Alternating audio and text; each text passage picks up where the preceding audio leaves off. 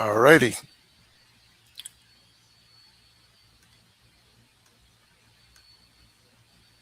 Lost access to your Kick account. Oh, I see. All right. Not live on Kick. Apologies, Hannibal. Okay. Howdy, folks. This is Jim Aurak on the UFO Report with the honor once again of broadcasting on the Hannibal TV. We have a very exciting episode tonight, and we have none other than the fabulous Tedesco brothers and the world-respected and renowned Donna Lee Nardo. And you folks may be wondering, why in the heck are we going back to this all of a sudden? Because everybody knows what they do and what they work on, but do they really? Because the whole United States and now actually the whole world is aware of something that I would like to show you. It's a continuum from corporeal bipedal type life to, what I would consider as like sentient plasmoid life, but there are several that the U.S. government is aware of. Here's a question for you, Mr. Brown. Okay. During the course of your...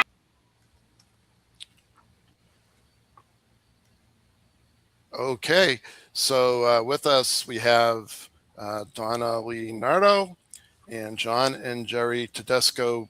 Thank you folks so much for joining me. Appreciate it. You folks are always very generous, sharing your knowledge and so forth. What do you folks make of what David Grush had to say, given that he was with Tim Burchett, Eric Burleson, and Rep Luna? Very interesting. That's what. It was needed. Yeah, it was needed. Yeah. So is that you folks have been working on this for a while. What do you think about corporeal bipedals? Does that sound sort of suspicious or maybe imaginative? I could tell you from my own experience in doing some investigations, I believe in and have seen some form of plasmoid, although I'm not sure quite what form. Lots of coverage we've all seen.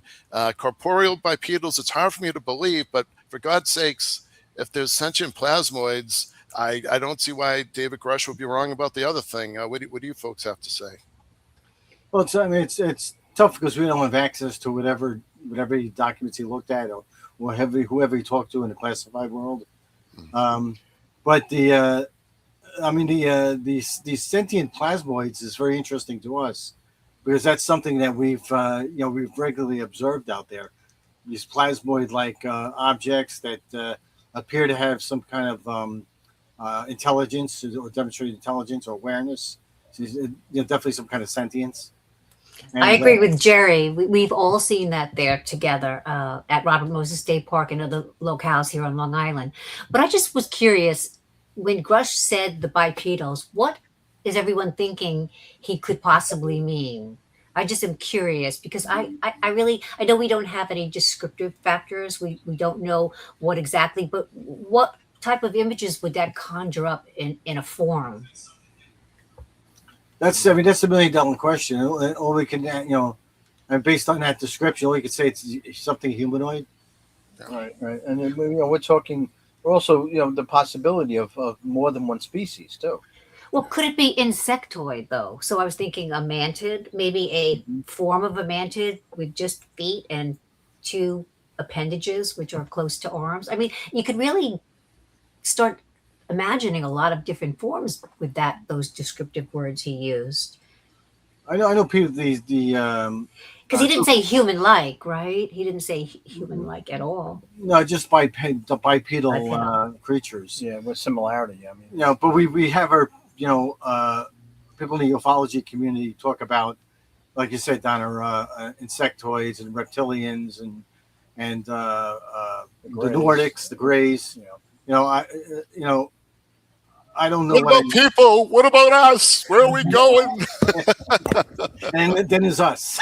Exactly. There was a really interesting interview last night on Hannibal, and the gentleman said that his experience, what he remembers and what he's seen and witnessed, and I have no reason to doubt him, is that that the Greys are performing some sort of genetic alteration to make Donna, were you calling it transhuman? I guess is that the buzzword, so that they can adapt and live in our environment, and that slowly, human beings are going to be that extinct, and the Greys are going to be able to succeed because I guess their breed is becoming extinct. I don't know if you folks have heard that one before. Well, in technology, for me, transhuman, because I used to be a supportive transhumanist years ago, once the term was first coined. However, in the past 3 or 4 years, I've kind of been scared of that movement. It's a movement where humans merge with technology. So everything Elon Musk is doing, everything all a super AI is doing will lead to that, because it'll create people who once couldn't walk, now they can walk. Eventually they might have other type of hearts, so body organs may be replaced. So we're talking about Wonder Woman, we're talking about Bionic Woman and Bionic Man, and eventually the line will be blurred between humans and technology. So, and at some point perhaps no human left at all. But that's very interesting that you bring up the mention of not non-human intelligence in whatever form it may exist in our world. How would that affect that type of music? How would those type of lives merge with AI? It's crazy. Guys. I remember the whole story, and I was watching it again about that stranger that visited you when you were growing up, and he sort of pointed you in a direction of, this is something that you're looking into. And then I appreciate, Donna, you shared some really interesting information for me. And you opened a whole new avenue for me. There's still a select few, including you folks, that have been studying sentient plasmoids, but one of them apparently, and I never knew about him, but the very famous and well-known Dr. Tiorini, and Oh, yeah. oh my, yeah, he was interesting. So I was watching some of that, and I'm just wondering, do you what have you folks seen with these orbs? I'll show a little bit of footage, but what he's saying is with these plasmoids, for the ones that have, let's call it, the special ingredients to become self-aware or conscious, they have this term, and I sure as hell ain't no brain surgeon. I barely passed circuit theory, but this term about microtubules, which are these things in your brain, and it has to do with here we go, with quantum mechanics, engineering stuff, consciousness, and there's a wave function, and then as the wave function collapses, it moves on to the next conscious thought, etc. And we have 1 million thoughts per day, which, folks, I calculated, turns out to be 1 thought per 80 milliseconds, which is, for those nerds out there, that seems kind of slow for a human, but I guess it is what it is. But does that jive with what you've seen with these orbs, especially that orb that we're going to go into that from last year when you folks spoke with Ross about that orb that said, "Hey, what are you doing?" And so he saw you with your night goggles. Donna's goggles failed, and it went zip like about 20 feet away from you, and you put the goggles down, I guess, and then it backed off, that whole thing. So it was conscious, or there was somebody, or was there somebody, another being, another entity controlling it? Are these things probes? Are they self-contained, enclosed things, or are they? There's another theory out there, and I don't know, but you folks obviously know more than me. Some people are saying it's like a dangling telecommunication line, and someone needs to pick up the connection, and that would establish quantum entanglement for communication.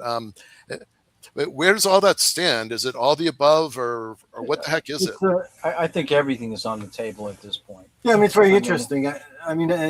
Massimo Teodorani, I mean, he came up with this paper on the intelligent plasma hypothesis. I mean, others have talked about intelligent plasmas or packets of consciousness that can be self-contained and exist on their own outside of a biological vessel.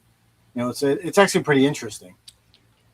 and even on the instrumentation level too. I mean, we've had several instances out in Robert Moses where we've actually detected a plasma, detected a solar blind signal. You know, which is very very unusual. Very unusual. Oh, what kind of signal? Again? It's a UVC. It's a UVC energy, but it's solar blind.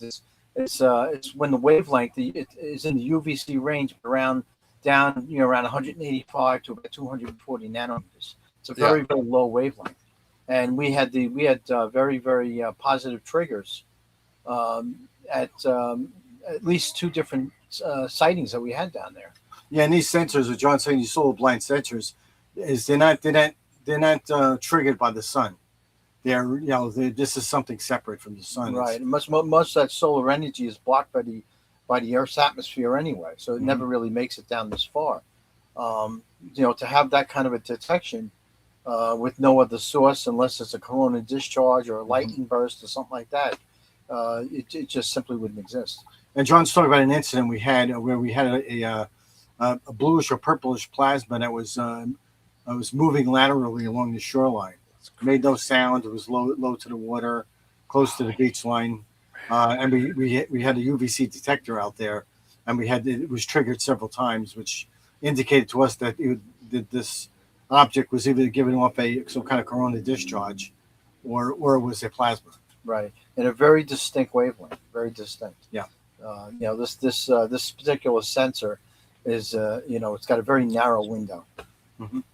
That's insane. I guess so Dr. Teodorani was saying something about it takes a very special person. Well, it takes a very special plasma to become sentient, and he said part of the reason was, and folks out there, we're going to get to nice pictures and clips too, so don't despair, and then we're going to go do some UFOs next episode. So I am plasma obsessed, but anyways, continuing along here.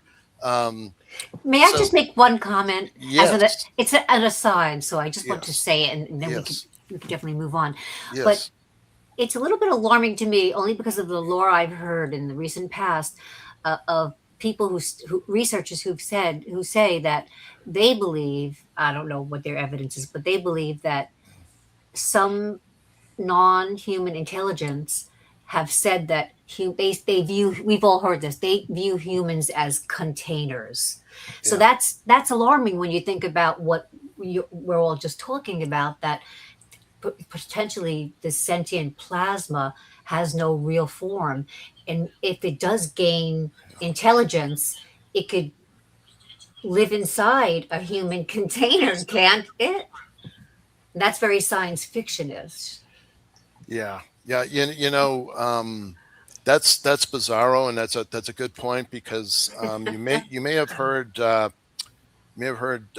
Rudy Schild's discussion about a very close friend of his that passed away, unfortunately, Dr. Edgar Mitchell, who was one of the astronauts, and it's a very famous story. I'm sure you folks heard. So the astronaut's consciousness at some point during outer space basically left his body and went into, and I believe it, went into the entity of an elephant. And the reason why I believe it is it does touch on Dr. T's comment of conscious universe and quantum entanglement, and actually Dr. Teodorani also explained that there's other colleagues of his that talk about a conscious universe, and that there's some sort of memory or experience that is self-contained in space-time fabric, and that your knowledge is maintained.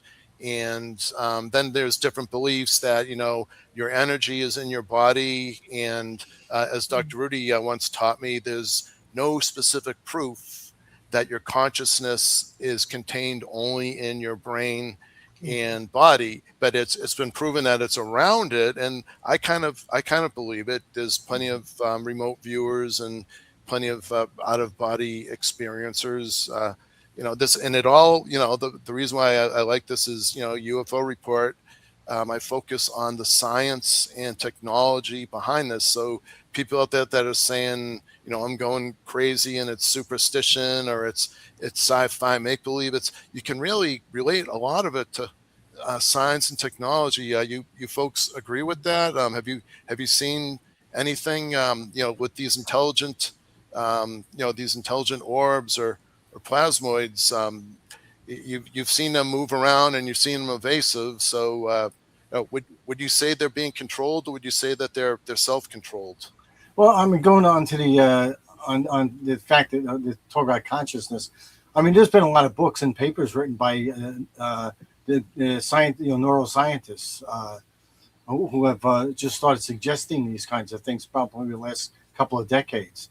The possibility of consciousness existing outside of a physical structure, or maybe existing in an external matrix, an external information network, right? Some kind of corporeal life.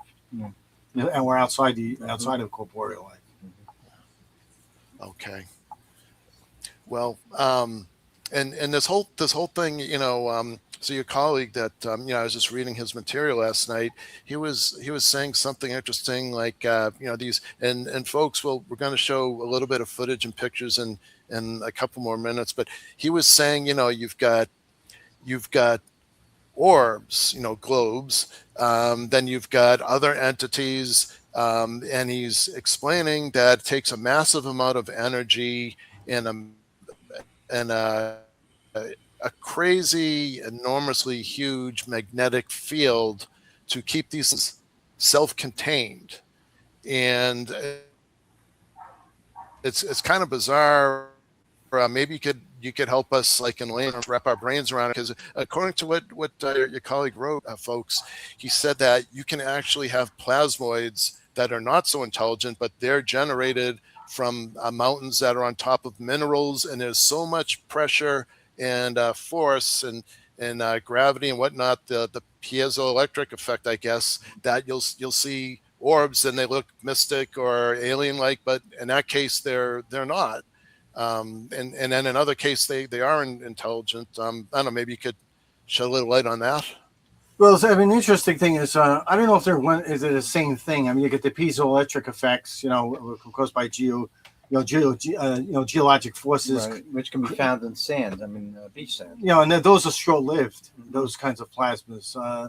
Then you got these other plasmas that seem to be self-contained.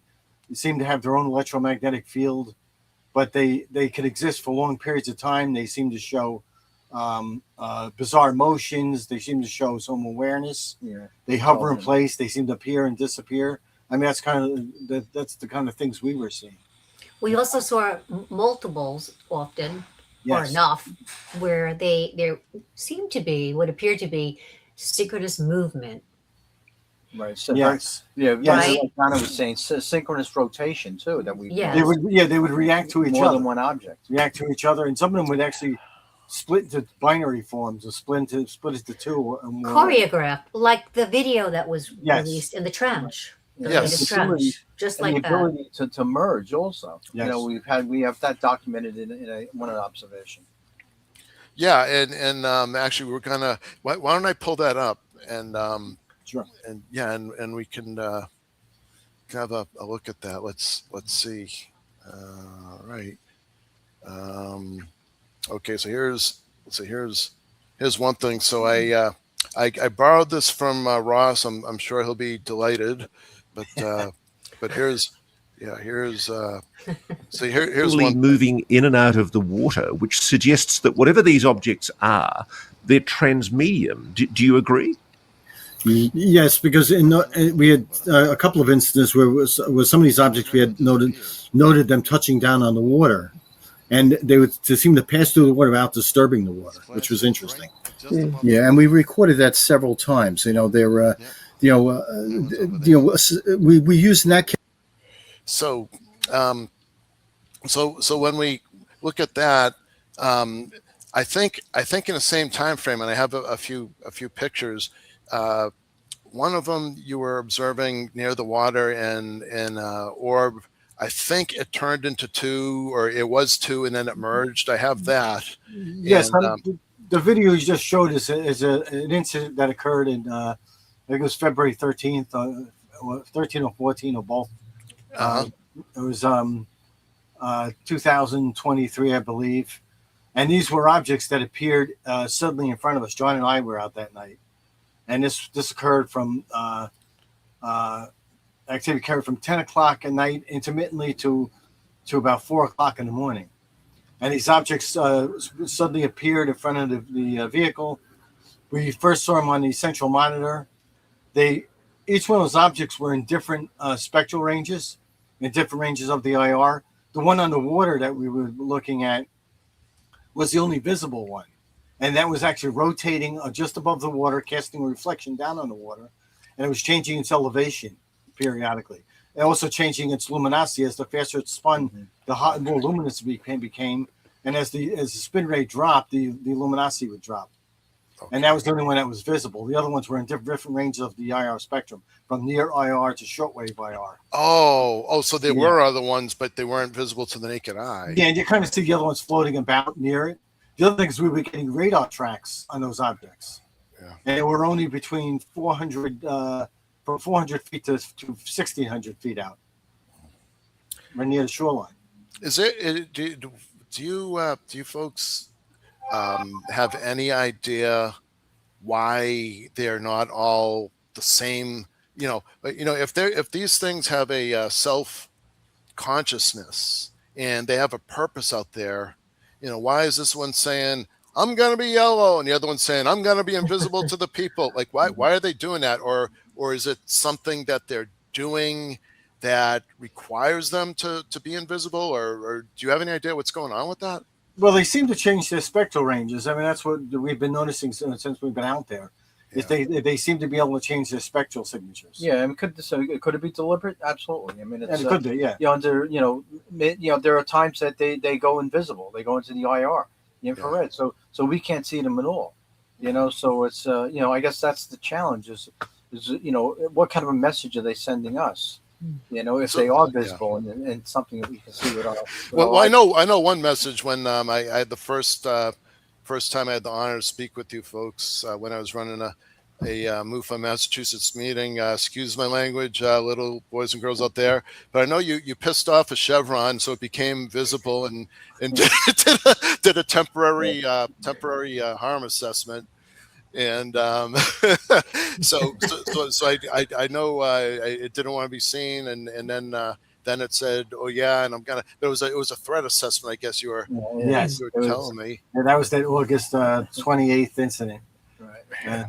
And we have Jill from Ill Squared Research, good friend of mine, and her question is that since you've been able to observe specific types of the UV spectrum, were you able to see any signatures that could somehow reveal what the plasmas were composed of? Kind of a pretty technical, good question, but in other words, have you been able to make out what these plasmas are? So we've been able to detect them, but down in the UVC wavelength, that's not something that most spectrographs or spectrum equipment, light spectra, will be able to see. Some of that wavelength, it's lower down in the UVA range, maybe UVB, but not quite far down to the UVC. And so something like this is another reason why it's called UVC or solar blind, because it is a rare occurrence in nature. It's like I said, that's blocked by the atmosphere. So anything that's coming from the sun would be blocked, and anything that's created would be man-made. Or a plasma state, or like a coronal discharge that I've talked about before, or an electrical discharge, an open flame that may not have the same wavelength component. And the other thing is you can actually there is instrumentation you can identify or would help you identify the composition of these objects. You need you would have to spectroscopy, where you would look for emission lines or absorption lines in the spectral frequency, spectral wavelength. So that's more sophisticated, and it's something we're looking into. Okay. All right. So, wow.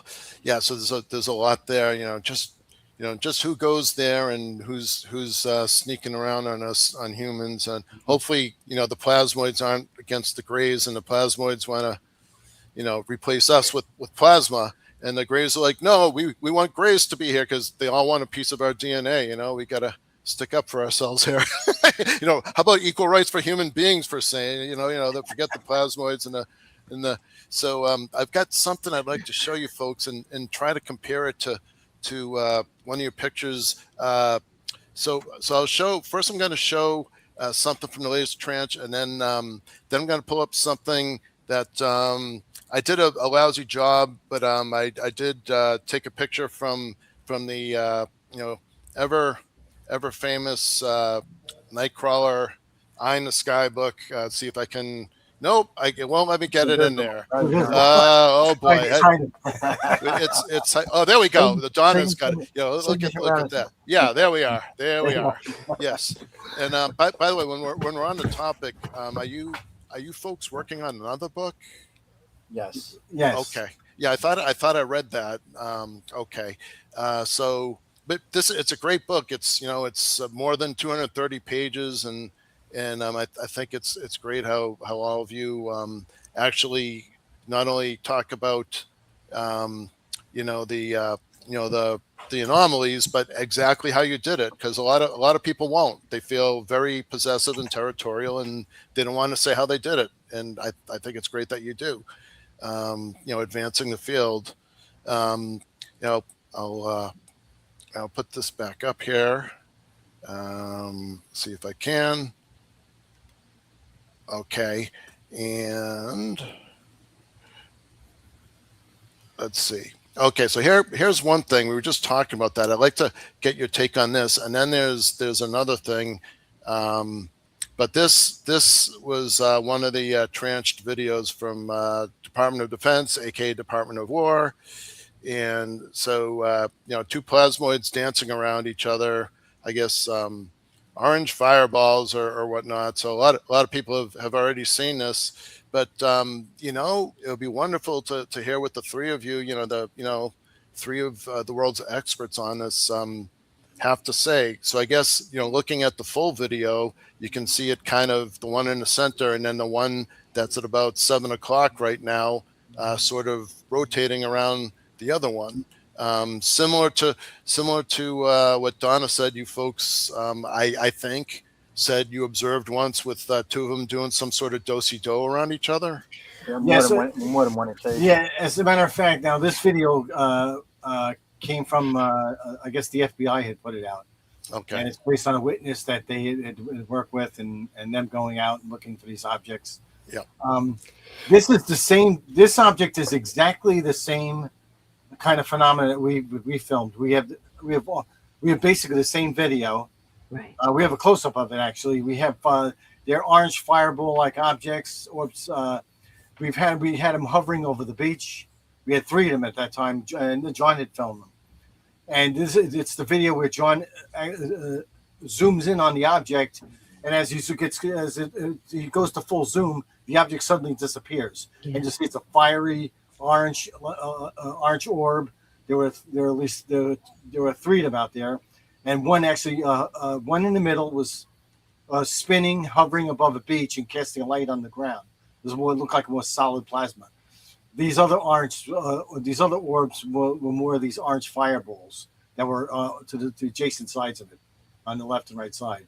Right. So we have the exact same video. We've all seen these multiple times. Yeah. One Okay. single one, So multiple. very, very common is what you're saying. Yes. Yeah. But not the do-si-dos, not the do-si-do ones that I saw. My first field study with John and Jerry.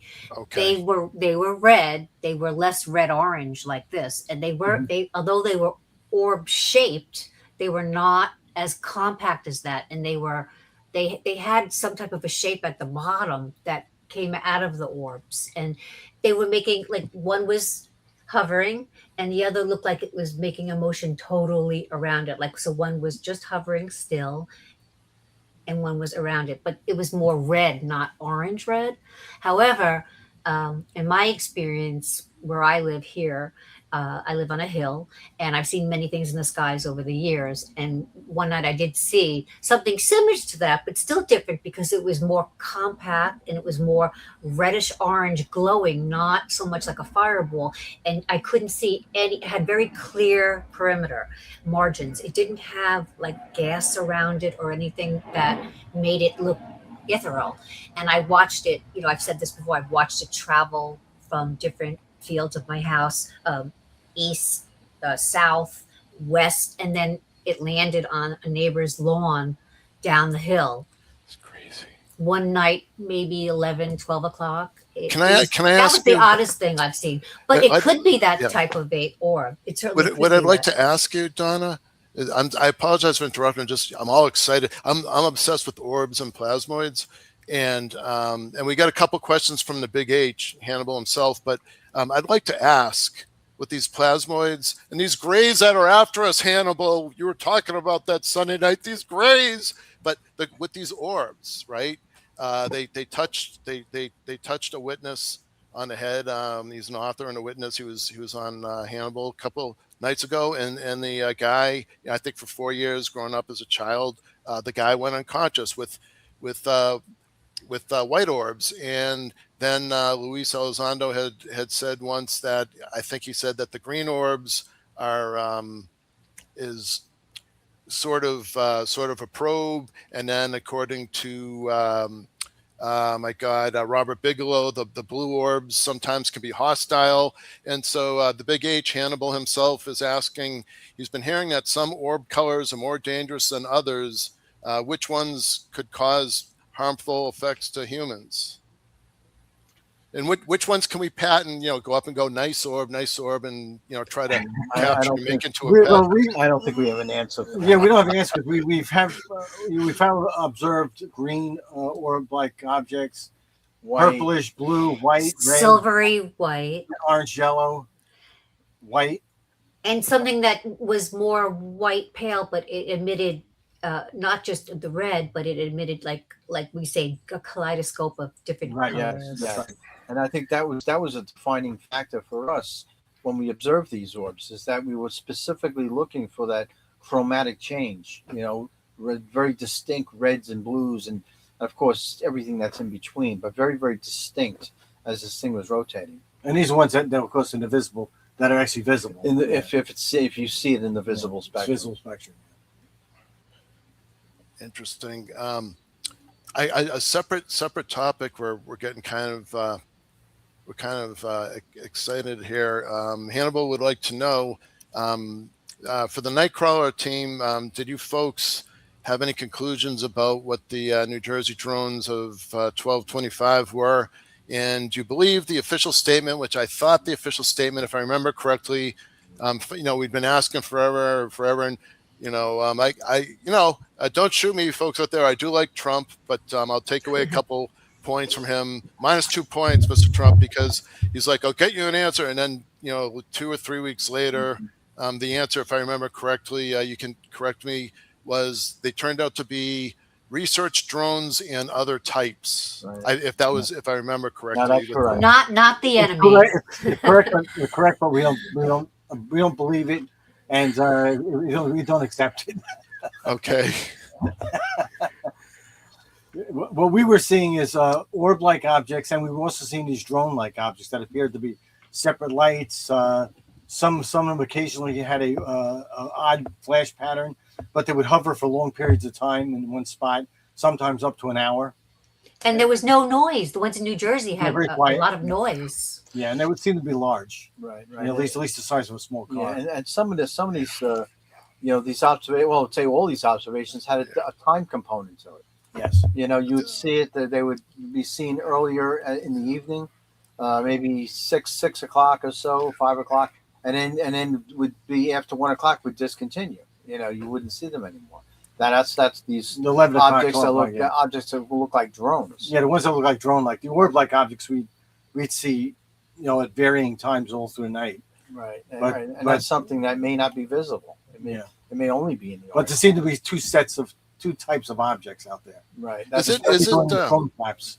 would you folks say it's safe to say? I remember when we were speaking about this before, when I said, how is it physically possible when you zoom in by video that those supposed drones at the time disappear? And you guys were explaining it's a type of lenticular lens. Was your belief? Is it safe to say that the majority of those incursions, regardless of who or what they were human made, and then maybe there was some NHI mixed in? I mean, it's we don't really have an answer for that, other than, I mean, there's a possibility you can have something that's more like a black body, or something that has like a very flat black paint that absorbs light absorbing paint. Right. And if they turn their lights off because they're very difficult to see, but these also didn't have a thermal signature, which is weird. Yeah. Usually something that's running an engine or some kind of rotor will generate heat, so you can pick up a heat signature. Yeah, and when I was saying lenticular, I was saying the light is very directional. That has directional. to do with the object, Right, on August 28th. Yes, the lenticular appearance. Oh, I see. Yeah, that's the object that we had that paralysis on the beach with. Right. Oh, Something that approached us. Yeah, and it maybe it's so polarized in one direction that somebody that's standing literally a foot or two from you doesn't see it. interesting. It's there's Hannibal's asking about some orbs having side effects like giving people sunburns. Have you experienced that or heard of that? We have not. heard. Yeah, we have heard about it. Right, and With especially even some of the law enforcement cases where the object came close, or the cases where people had an object approach their car and say would disable a car, but some of these people would end up like with sunburns and actually sunburn and burns to the eyes, almost like a welder's burns. Welder's burns, That could be due to our thought is it could be due to UV radiation being given off. right. Specifically UVC. Yeah. Okay. Yeah. So one thing I'm wondering about that is actually that the end of that clip that I did borrow, but we could just talk about. I'm sure you folks remember the hitchhiker effect, where you guys went to bed. It was like 1 or 2 a.m.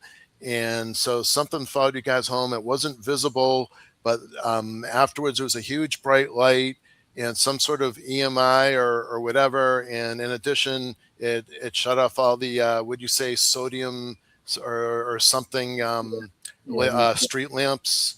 And then, right, these sodium vapor lamps that are in the the high brightness lamps that are in the. I mean, John can explain the story. The lamps. What happened? The telephone pole. But okay, yeah. Yeah, I mean, what we believe happened that night is that an object had descended over the RV, over the mobile laboratory, and it was bright enough to be able to affect the photo sensors on the telephone poles to shut those street lights off during the daytime. So they, by giving off this wavelength of light, whether it was partly visible or in the infrared, it was enough to shut these street lights down in a close proximity at night around the RV. Yeah. So it's it didn't last very long, but it did cause a very distinct interference pattern on the monitors that you could see. And that looked to me like, a changing in frequency and increasing as this thing was descending. Would you say that's similar to what your colleague Dr. Tio Durrani was saying about you need an immense, huge amount of energy and or huge, massive, enormous magnetic field for containing these things? Do you think those two are related, or do you think this was a different happening? Well, we think this object was probably emitting some kind of electromagnetic field. Right. As far as the intensity and strength of that, I wouldn't know. Other than it was emitting a field. Right. Yeah. I mean, the one thing about our observation also is that but secondary part of it was that there was actually two crustaceans on the beach that were literally 2 to 3 feet away from us, and they seemed to maintain an IR intensive polarization where we could see them through the night vision cameras. This was right after our paralysis. Four of us, Gerald and I, went back to the RV, and Donna and Sue, accompanied us back down with additional cameras and so forth to look at these orbs over the water. Yeah, this was the August 28th incident where we had that paralysis effect. Exactly, and these crustaceans, Gerald had noticed right away with his night vision that these things were basically producing a source of light that was as bright as a flashlight. Mm-hmm. And once we had walked over to it, and we could see that it was IR energy, it wasn't visible at all. We verified this with multiple cameras. The object that we were originally seeing suddenly disappeared. We could see that flash of red light going up into the atmosphere, which we did record. But as far as the orbs themselves, the intensity of that light, is there a powerful electromagnetic field? Well, it's very possible. It take that kind of intensity to polarize something that was on the beach in order for it to give off that kind of intense light. And maybe, our thought is maybe the exoskeleton on these crustaceans may have been charged with some kind of energy. Ouch. And it actually polarized it. Right. It would have to be electromagnetic energy, and it would have to be in that frequency spectrum, to give off that particular color or infrared. Oh wow, we got tons of questions, which is cool. I hope you folks got maybe a half hour more. Yeah, we have a meeting actually at 8:00. All right. We better get these in. And folks that want to see clips, we'll show you the remainder of the clips later on. They are very similar to what John and Jerry had, but I do want to comment on some of the clips that the FBI came out. The reddish, yes, the two yes. the pair of reddish objects. Yes, that had the core was like a yellow white, and the outer layer was a red. We have the same exact objects, and some of them at close range. Yeah, very very similar appearance to what. Very similar. Yeah. Have you folks seen any orbs and more orbs? Have you folks seen any of these? Whether they're the size of a basketball or the size of a baseball, any silverish metallic ones? Because I had a theory about that, but someone was asking. Somebody a viewer feels that some of these that you can see through and that are colors wouldn't necessarily be able to put a dent in the ground. I think they sure as hell could burn the ground, but they're asking if you saw anything that at least appeared to be more, say, more metallic and solid or something like that. Well, the interesting thing is we did have a daylight sighting where we saw an orb like an object drop from a cloud and to take a lateral path. It would look like a dusty glinting. Yeah, it was kind of glinting. It looked like a dusty gray. It looked like it could be metallic. And the other thing is on the beach where we were sighting some of these orbs that seemed to be close to the beach line. We were finding impressions, radial impressions in the sand at different sizes. Some the size of a basketball, some a little smaller, some larger. Yeah. I've seen silver gray orbs, Oh. but I wouldn't characterize them as. It didn't strike me that I could see anything metallic necessarily. Metallic, yeah, and I think that's most of the stuff that we've seen. Also, I don't know if you can characterize it. Yeah, all we could tell was like this particular one during the day was a dusty gray object. Here's one from a buddy of ours, Psionic Man. Hi, John and Jerry. Considering how Tim Phillips admitted certain things that Arrow used your playbook, which we already spoke about that offline a while ago, and I think it's an awesome thing. That's a hell of an endorsement if you ask me. But considering that, and now that Arrow is more fronting center, Psionic Man wants to know, how do you feel about Arrow? And that, well, I'll leave that up to you. How you want to say it. Well, as far as them copying our system for their Gremlin 2 system, I think imitation is probably the nicest form of flattery. Yes. It's an honor. It's an honor. And following the current work, under Kozlowski, John Kozlowski. Yeah, I think I think it's much more organized coming together. As far as this I would say this is very recent. Possibly with collaboration with other federal agencies as well. But it's always hard to tell because of how it ran under on Sean Kirkpatrick. It's hard to tell what their motives really are. Are they just trying to explain these away, or if they are taking a very objective approach? It's hard to tell. I mean, it's hard to read it. Right. Yeah. I get the almighty Hannibal, big, tough, strong guy. He could probably crack my head open with his right arm just by going out. But you get a big, tough guy like this, and he's asking, "Should we be afraid of plasmoids?" I say, "No, Hannibal. Do not be afraid." I'll take a vacuum cleaner if I have to, and I'll just right, guys. That'll work, right? It's worth a shot. On those white suits. Wouldn't it be an interesting experiment though, if you're being haunted by plasmoids, if you had some strong magnets and you just kind of Provoke them? You got to get some brave souls. I want to perform some experiments. Yeah. Have you guys ever what's John and Jerry or Donna? What would be the most interaction you've had with these things? Like, I know Donna was saying that there was some sort of prompting, and then when you went to a window, it turns out that there was an orb or a plasmoid there on more than one occasion. And then I know you were doing something. You were telling Ross before that you're doing something with shining a really bright torchlight or something like that. What's the most interaction that you've had with these things, and how do you do it? I would have to say, August 28th. Your encounter of these.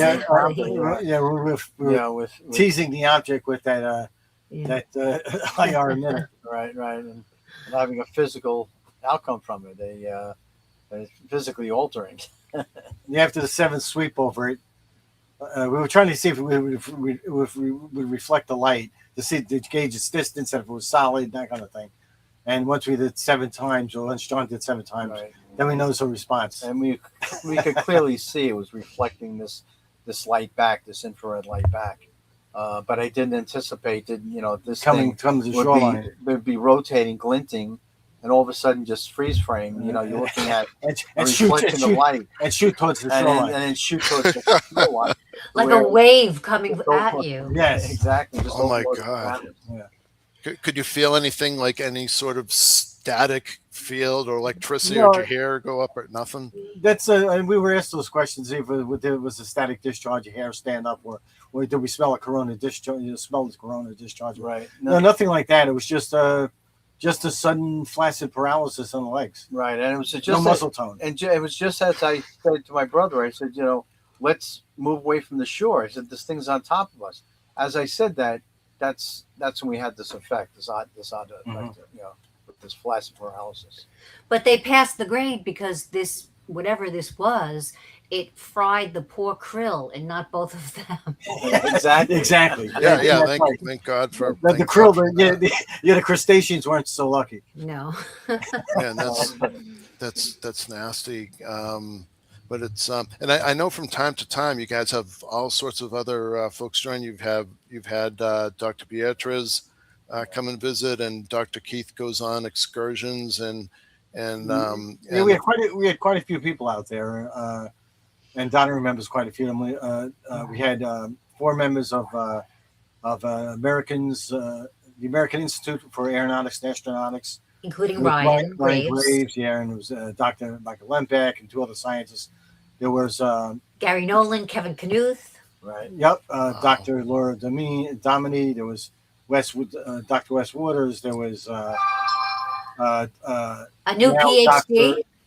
What's that? Maya, a new PhD. Yes, the Maya, new yes. PhD Maya Yeah, Cohen. Maya Cohen. We had a psychic out there. We had Oh, Mark.